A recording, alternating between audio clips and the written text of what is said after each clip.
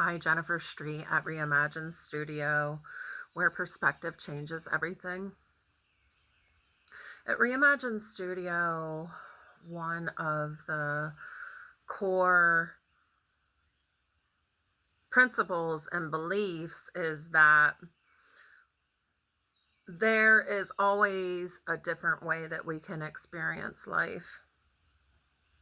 And that is what I'm here to show people, that there is a more heart-led,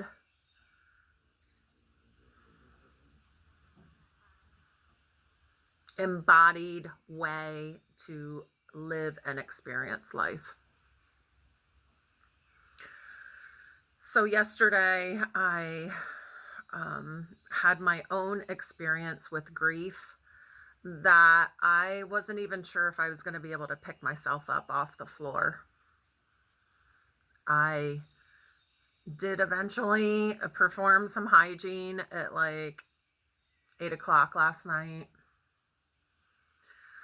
but that experience, I don't know that I've ever given myself permission to feel the depths of grief that has been living inside of me. So grief can embody several things. It isn't always pain and suffering. In grief lives love, anger, sadness, joy, tenderness, longing. There are so many emotions that are related to grief. And I think there is this huge misunderstanding that grief has to be experienced as pain and suffering and loss. Grief does not have an ending sometimes. People, I think we have this stages of grief, and I think people grab onto that concept, and when they are hit with grief in whatever way it shows up, they're like, why am I still processing this? And then, starts the cycle of shame, and then you're not even really addressing the underlying grief. You're just cycling in shame about, why can't I move past this? Well, sometimes that is just a part of us. We carry it with us. But what you can do is you can transmute it. You can move this energy into creating something powerful and beautiful.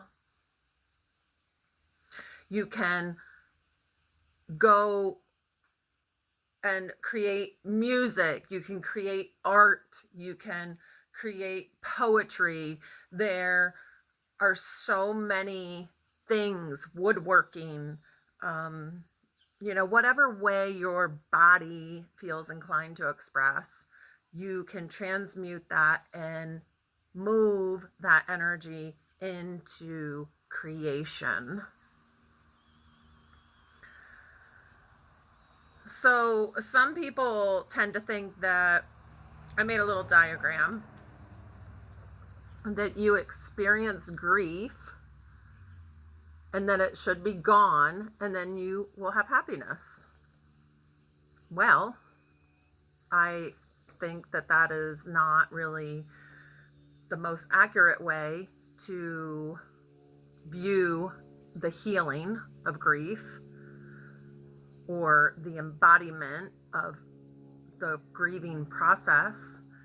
It's more, the grief comes up, we feel it, we express it, and then we transform it. So the process of transmutation is changing from one state or form to another. Once again, like I said, art, poetry, music. So we have the power to give something new meaning.